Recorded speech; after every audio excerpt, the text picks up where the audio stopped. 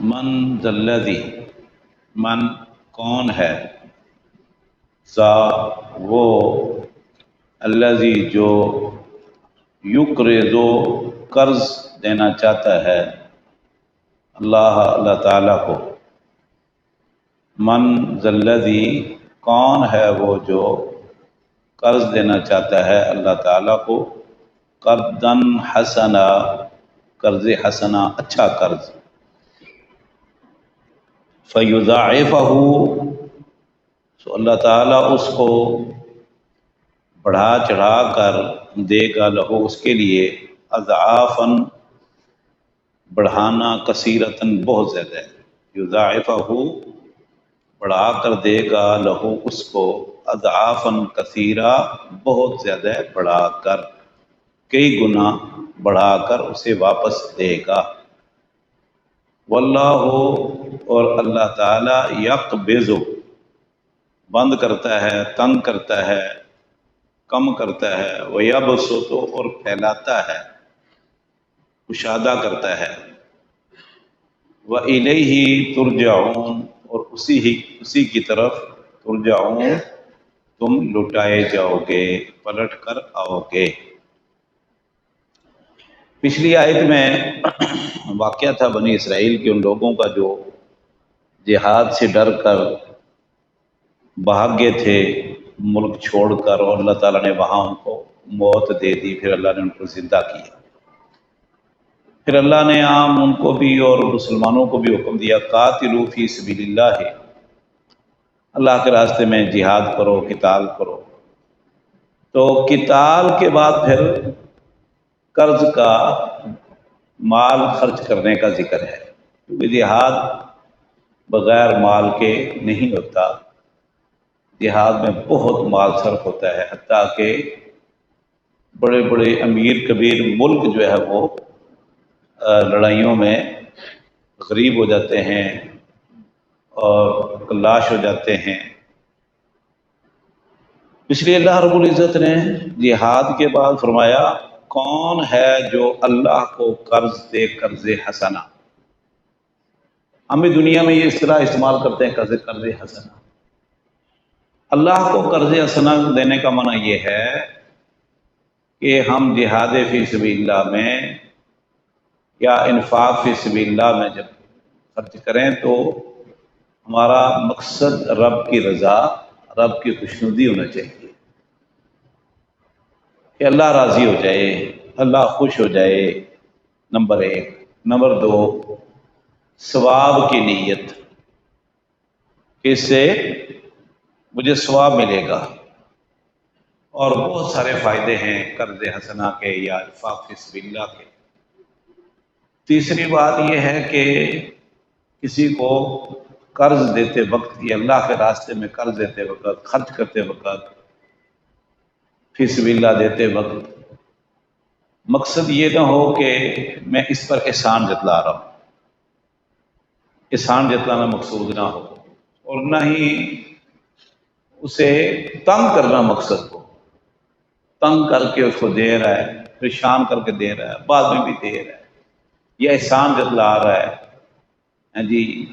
تو یہ اگر کیفیت ہے کہ اللہ کی رضا کے لیے، اللہ کی خوشنودی کے لیے نہیں دیا، ثواب مقصد نہیں، یا احسان جتلانا مقصد ہے، کوئی اور ریاکاری، دکھلاوا، نمود و نمائش ہے، ریاکاری، تو پھر وہ قرض حسنہ نہیں۔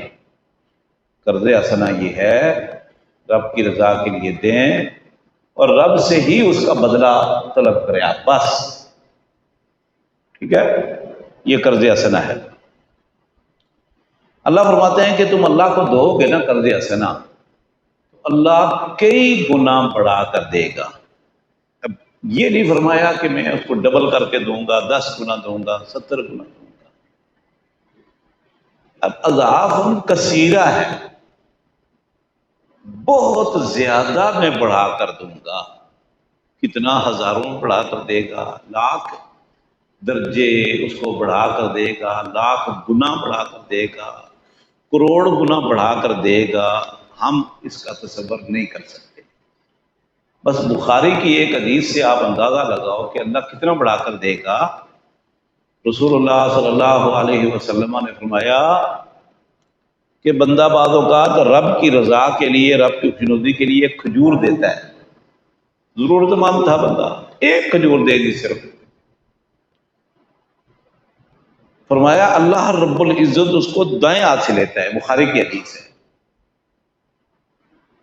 اور فَيُرَبِّيهِ كَمَا يُرَبِّي أَحَدُكُمْ فَلِبَهُ فَصِيلَهُ، اللہ اس کو اس کی پرورش کرتا ہے، اس کی گروتھ کرتا ہے، اس میں اضافہ کرتا ہے، اس کو بہت بڑھاتا ہے، بہت بڑا کرتا ہے اس کھجور کو، اتنا اللہ اس کو بڑا کر دیتا ہے، اتنی اس میں گروتھ ہوتی ہے کہ کل قیامت کے دن احد پہاڑ سے بھی بڑی کھجور ہوگی، اعظم من الجبل، پہاڑ سے بھی بڑی۔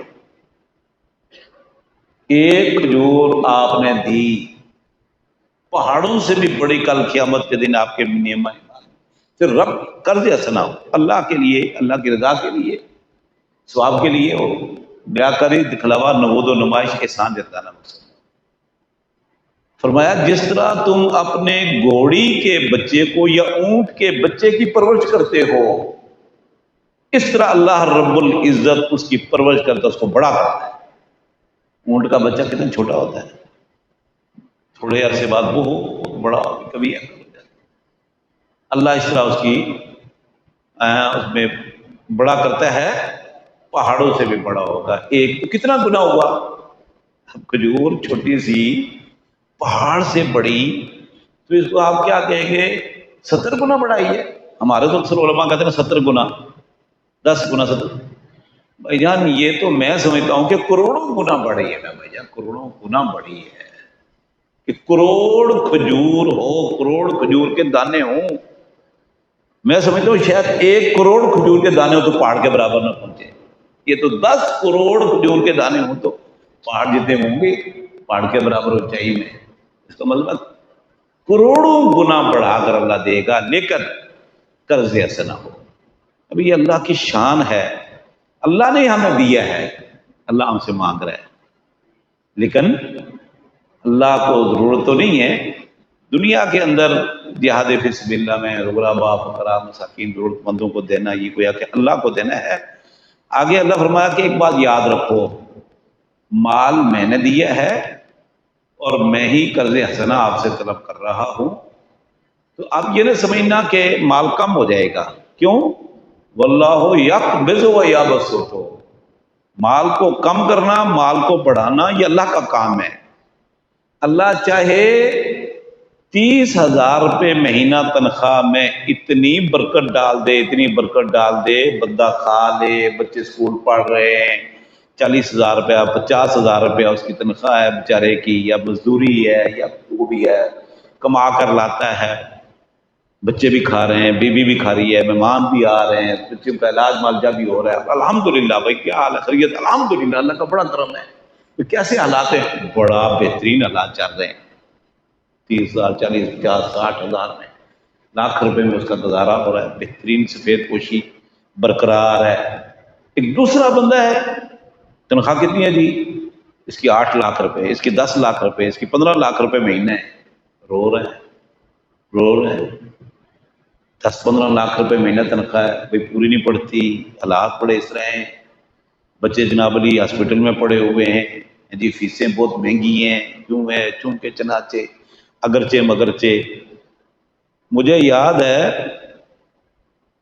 ہمارے نا آزاد کشمیر باغ سے میرا تعلق ہے، تو ایک ہمارے ساتھ نوجوان میری عمر کا ہی ہوگا یا تھوڑا مجھ سے بڑا، کینیڈا چلا گیا، اچھی نوکری اور بھی کچھ اس کا دھندے تھے، بڑا پیسہ کمایا اس نے، بہت بڑی زمین کے ارد گرد 4 دیواری کر کے بہت بڑا بنگلہ، ہمارے علاقے میں سب سے بہترین بنگلہ سب سے پہلے اس نے بنایا، 4 5 نوکر وغیرہ لاتے ہیں، باغ میں بڑے بڑے پلازے ہیں اس کے شہر میں۔ ابھی میں پچھلے دنوں گیا ہوا تھا تو مجھے کسی نے بتایا اس کی قسم پرسی، چھوڑ چھڑا کے آ گیا، بڑا عرصہ باہر رہا، قسم پرسی بتائی اس کی، بہت پریشان ہے۔ کیوں بھائی؟ تو بولا بیوی کے طلاق ہو گئی۔ اچھا جی، وہ جا کے اپنے بھائیوں کے پاس بیٹھی ہوئی ہے، کیونکہ ماں باپ اس کی بیوی کے فوت ہو گئے، کافی عمر کے ہو گئے۔ اچھا، بیٹے کا نکاح کروا، بیٹے نے بھی طلاق دے دی، اس نے بیٹے کو گھر سے نکال دیا۔ پھر وہ جو جتنے بھی پلازے وغیرہ کی ان کی جو آمدنی آتی ہے، وہ کہتے ہیں میری پورا ہی نہیں ہوتا، اس میں بھی میرا گزارا نہیں ہوتا، 3-4 لاکھ روپے مہینہ یا زیادہ کم بیش آتے ہیں، نہیں گزارا ہوتا، گاؤں گوٹ پہ ہے جی۔ تو میرے بھائیوں، اس کے مقابلے میں ہم دیکھتے ہیں ان لوگوں کو جن کے پاس تھوڑا اللہ برکت ڈال دیتا ہے۔ اللہ فرماتے ہیں پریشان نہ ہونا، واللہ یقبض، مال کو قبض کرنا، بند کرنا، کم کرنا، یہ یبسط یا بس پھیلانا، اس میں ترقی دینا، اس میں برکتیں ڈالنا، جی یہ اللہ کا کام ہے۔ اللہ چاہے تھوڑے میں برکت ڈال دے، بہت ہو جاتا ہے، اللہ چاہے زیادہ سے برکت چھین لے، وہ تھوڑے سے بھی تھوڑا ہوتا ہے۔ اچھا، ایک مرتبہ نا بلوغ المرام میں حدیث آپ نے سنی ہوگی، پڑھی ہوگی، صحابہ کرام نبی کریم صلی اللہ علیہ وسلم کے پاس آ گئے، یا رسول اللہ غلط سے ہو سائر لنا، یا رسول اللہ مہنگائی بہت ہو گئی، اللہ کے رسول ریٹ مقرر کر دو، منڈی میں بازار میں چیزوں اشیاء خرد و نوش اور دیگر چیزوں کی اشیاء ضروریات کے ریٹ مقرر کر دو۔ اب ہمارے یہاں ریٹ مقرر ہوتے ہیں نا، ہاں جی، ڈی سی صاحب مقرر کرتے ہیں، یہ کمیٹیاں بنی ہوئی ہیں، فلاں کمیٹی کمیٹیاں مقرر کرتی ہیں، یونین بنی ہوئی ہیں وہ مقرر کرتی ہیں۔ اچھا، بہرحال آئے کہ اللہ کے رسول ریٹ مقرر کر دو، مدینے کی مہنگائی ہو گئی ہے، لوگوں نے اپنی قیمتیں بڑھا دی۔ آپ نے فرمایا ان اللہ هو المسعر القابض الباسط، ریٹ کم اوپر کرنا یہ اللہ کا کام ہے، میرا نہیں ہے۔ اللہ کی عبادت کرو، اللہ کے قریب ہو جائے، اللہ کو پکارو، بس اللہ سے تعلق مضبوط رکھو، اللہ کی عبادت کرو۔ اللہ چیز کی اتنی فراوانی کرے گا کہ ریٹ گر جائیں گے، اللہ کو ناراض کرو گے، قحط پڑے گا، غلہ کم ہوگا، میں جو کیا کر سکتا ہوں، یقیناً بات جب غلہ کم ہوگا ریٹ بڑھیں گے، قدرتی بات، یہ حقیقت ہے۔ فرمایا ان اللہ هو المسعر، چیزیں سستی کرنا یا مہنگی کرنا، کم کرنا، زیادہ کرنا، یہ اللہ کا کام ہے بھائی جان، میں یہ کام نہیں کروں گا۔ میں نہیں چاہتا کہ کل قیامت کے دن کو معاشر کے میدان میں بندہ میرے آ کر گریبان پکڑے کہ جی یہ چیز میں نے 100 روپے کلو خریدی تھی اور یا 110 روپے کلو خریدی تھی، تو آپ نے 100 روپے ریٹ مقرر کیا، یا یہ چیز میں آگے سے خرید کر منڈی سے یا کہیں سے خرید کر 100 روپے کلو لایا اور آپ نے 100 روپے ریٹ مقرر کر دیا، میں تو 1 روپیہ جو ہے نا وہ اس کا منافع نہیں لے سکا۔ 100 روپے چیز خرید کر 100 روپے تو نہیں کو بیچتا، اس نے اپنی دہاڑی بھی نکالنی ہے، اس نے ٹرانسپورٹ کا خرچہ بھی ہے، ملازم کا خرچہ بھی ہے، بجلی کا بل بھی ہے، دکان کا کرایہ بھی ہے، تو 100 کی چیز 110 کی 120 کی بیچے گا تو فائدہ ہوگا۔ بھائی 100 کی میں خرید کر لایا اللہ کے رسول، تو آپ نے ریٹ مقرر کیا 100 روپے، میرا تو ہو گیا نقصان۔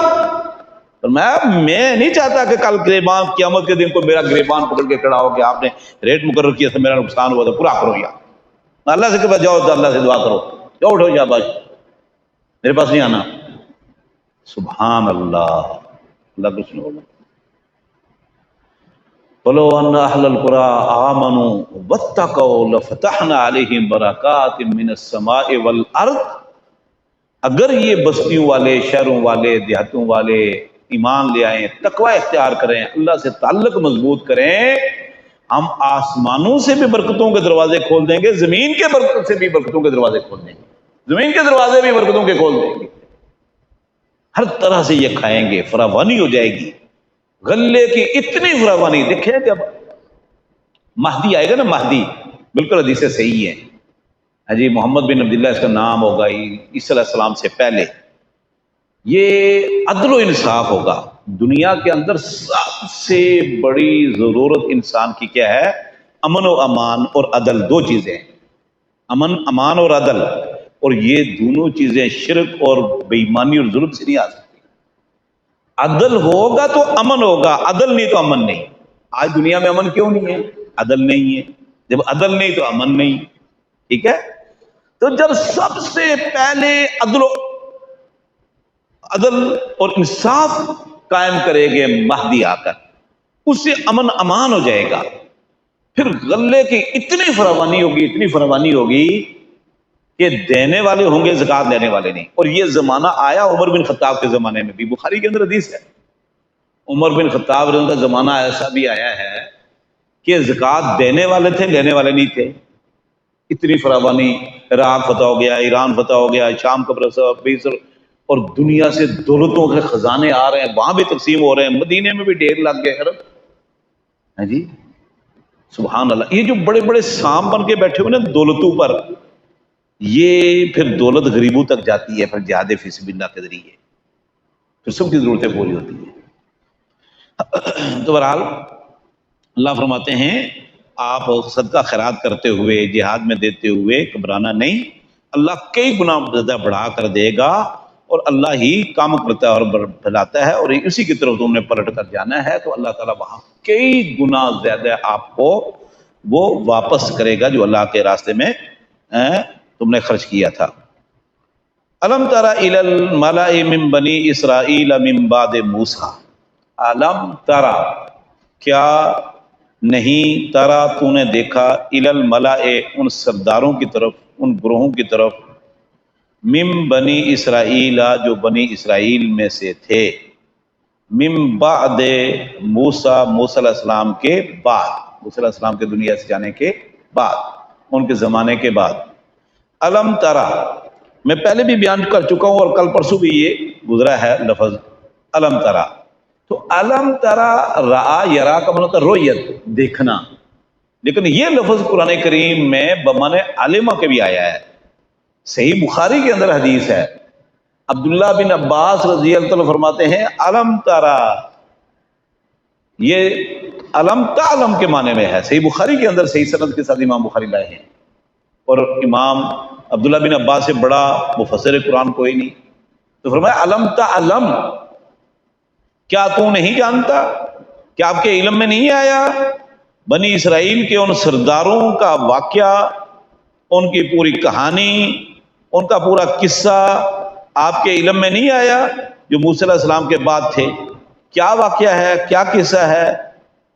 اذ قالو، جب ان سرداروں نے کہا، لنبی، اپنے نبی سے، اپنے نبی سے، لہم اپنے، لنبی نبی سے، لہم اپنے، جب انہوں نے اپنے نبی سے کہا ابعث لنا ملکن، مقرر کر ہمارے لیے بادشاہ، مقرر کر ہمارے لیے، مبعوث کر ہمارے لیے ایک بادشاہ، نقاتل فی سبیل اللہ، ہم لڑائی کریں گے اللہ کے راستے میں اس کے ساتھ مل کر۔ واقعہ یہ ہے، اللہ فرماتے آپ جانتے ہو، کچھ آپ نے سنا ہے، باقی اللہ فرماتے میں بتا دیتا ہوں۔ موسیٰ علیہ السلام کے بعد بنی اسرائیل کے سرداروں نے، جن کو وہ اپنے وطن سے نکل گئے تھے جہاد سے ڈرتے ہوئے، جہاد سے ڈرتے ہوئے ملک چھوڑ کر فرار ہو گئے، بھاگ گئے، اللہ نے نبی بھیجا ان کی طرف، انہوں نے اپنے نبی سے کہا کہ ہمارے لیے کوئی بادشاہ مقرر کرو، ملک، اس کے ساتھ مل کر ہم لڑیں گے۔ قالا، نبی نے کہا، حل عصیتم، کیا یہ ایسا ممکن نہیں، کیا یہ قریب نہیں، کیا ایسا تو نہیں ہوگا، ان کتیبہ، اگر فرض کر دیا گیا، علیکم، تم پر، القتال، جہاد، لڑنا، قتال۔ قالا، کہا نبی نے، حل عصیتم، کیا ایسا کہیں ہو تو نہیں جائے گا، یہ ایسا قریب تو نہیں، کیا ایسا ممکن تو نہیں، ان کتب علیکم القتال، کہ اگر آپ پر جہاد فرض ہو گیا، اللہ کی طرف سے اللہ نے فرض کر دیا، آپ کو حکم دے دیا، اللہ تو قاتلو، کہ تم اللہ کے راستے میں لڑائی نہ کرو، لڑائی نہ کرو تم، ایسا تو نہیں ہوگا۔ اچھا، نبی نا ان کی سرشت سے، ان کی اس عادت بد سے واقف تھے۔ یہ ظالم کہتے کچھ ہو رہے ہیں، کرتے کچھ ہو رہے ہیں، وعدے کرتے توڑ دیتے ہیں۔ تو جب انہوں نے کہا نا نبی سے کہ بادشاہ مقرر کرو، جی ہم بادشاہ سے مل کر اللہ کے راستے میں لڑیں گے، اپنا وطن واپس لیں گے۔ انہوں نے کہا ایک بات سنو، پہلے اللہ سے میں دعا کروں گا، نبی بادشاہ بھی مقرر ہو جائے گا اور اللہ مدد بھی کرے گا، ملک مل جائے گا۔ کہ ایسا تو نہیں کہ جب اللہ تعالیٰ تم پر جہاد نبی بادشاہ مقرر ہو جائے، اب اللہ کے لڑو اس کے ساتھ مل کر جہاد کرو، تو آپ جہاد کرنا چھوڑ دو؟ کہ ایسا تو نہیں کہ انکار ہی کر دو، بہانے کرنے شروع کر دو، پسپے شروع کر دو، ایسا تو نہیں ہوگا کہیں؟ قالو، انہوں نے کہا وما لنا، کیا ہو گیا ہے ہمارے لیے، وما اور کیا ہے، لنا ہمارے لیے، کیا ہے ہمارے لیے، اللہ یہ کہ نہ نقاتل ہم لڑائی کریں فی سبیل اللہ، اللہ کے راستے میں۔ قال، انہوں نے کہا وما لنا، ہمیں کیا ہے کہ ہم اللہ کے راستے میں لڑائی نہیں کریں گے؟ نہیں کریں گے ہم، کیوں لڑائی نہیں کریں گے، ضرور کریں گے۔ بڑا یقین دلایا، بہت یقین دلایا ہاں جی نبی کو۔ کیوں جی؟ نہیں ایسا نہیں ہو سکتا، کیوں لڑائی نہیں کریں گے، ضرور کریں گے اللہ کے راستے میں۔ وقد اخرجنا، حالانکہ باب حالیہ ہے، وقد حالانکہ یقیناً اخرجنا ہم نکال دیے گئے ہیں، من دیارنا اپنے گھروں سے، اپنے علاقوں سے۔ کیوں لڑائی نہیں کریں گے جی؟ حالانکہ ہمیں تو وہاں سے نکال دیا گیا ہے، من دیارنا ہمارے گھروں سے، وہ ابنائنا اور ہمارے بیٹوں سے۔ دشمن نے ہمارے علاقے پر قبضہ کیا، ہمیں وہاں سے نکال دیا، ہمارے بچوں کو غلام بنا لیا، عورتوں کو لونڈیاں بنا لیا ہے، اب لڑائی نہ کریں گے؟ اس کے باوجود بھی لڑائی نہیں کریں گے؟ نہیں ہم اپنا وطن واپس لیں گے، اپنے بچے غلامی سے چھڑائیں گے، اپنی خواتین کو قید سے اور غلامی سے چھڑائیں گے، بالکل لڑیں گے۔ اچھا، فلما کتب علیہم القتال، اللہ فرماتے ہیں میں آپ کو بتاؤں اس کا واقعہ، فلما پس جب کتبہ فرض کر دیا گیا علیہم ان پر، الکتاب قتالو لڑنا، جہاد فی سبیل اللہ، تولو پھر کے، تولو پیٹ پھر کے، الا قلیلا منہم مگر تھوڑے ان میں سے اپنے وعدے پر قائم رہے، جہاد کے لیے کھڑے ہو، اکثریت مکر گئی۔ یہ کون کہہ رہے ہیں؟ اللہ۔ فلما کتب علیکم القتال، جب فرض کر دیا گیا ان پر لڑنا، اللہ کا حکم آ گیا، نبی مقرر ہو گیا، اگلی آیت میں آ رہا ہے نبی بادشاہ مقرر ہو گیا، اللہ نے فرمایا چلو پھر لڑو، جہاد کرو، اپنا وطن واپس لو، بچوں کو اور عورتوں کو غلامی سے نجات دلاؤ۔ تولو پھر کے، بہانے، لیتا لا اللہ، پسو پیش، چونکہ چنانچہ، الا قلیلا منہم مگر تھوڑے وہ اپنے وعدے پر قائم رہے، ثابت قدم رہے، اور ایمان کا دامن تھامے رکھا انہوں نے کہا نہیں جی ہم نے نبی سے وعدہ کیا ہوا ہے، اب ہم جو کچھ بھی ہو جائے، جیتیں ہاریں، فتح یاب ہوں، شکست ہوں، ہم نے اللہ کے راستے میں لڑنا ہے، ہم نے وعدہ کیا ہوا ہے۔ واللہ علیم بالظالمین، اور اللہ تعالیٰ جاننے والا ہے ظالموں کو۔ اچھا ظالم کیسے ہو گئے؟ کہ ظالم اس سے بڑا کون ظالم ہوتا ہے کہ جو وعدہ کر کے توڑ دے اور اپنے وطن کو، اپنے بچوں کو، خواتین کو غلامی میں دے کر آنکھیں بند کر دے، جہاد فی سبیل اللہ کو ترک کر دے۔ یہ ظالم ہے، بڑا ظلم کیا انہوں نے، اکثریت نے ظلم کیا۔ دیکھ لیں آپ دنیا کے اندر اس وقت جہاد کی کیفیت دیکھ لیں، جہاد کرنے والے کم من فئۃ قلیلہ غلبت فئۃ کثیرہ باذن اللہ، آگے آیت آ رہی ہے۔ اس وقت بھی دیکھ لیں آپ کے پڑوس میں، بلکہ پاکستان کے اوپر 2 سپر پاور طاقتیں حملہ آور ہوئی، پاکستان کے لیے وہ آئے تھے، روس آیا، امریکہ آیا، کئی سال تک وہاں میدان کارزار گرم رہا، ہزاروں لاکھوں شہید ہو گئے، جنتوں کے وارث بن گئے الحمدللہ، ہزاروں لاکھوں غازی بنے، اور ایسے لوگ بھی پاکستان کے اندر کلمہ گو، کلمہ گو دیندار کہلانے والے، جنہوں نے اس پورے 35-40 سال میں جہاد کی مخالفت کی جہاد کی مخالفت کی ہے۔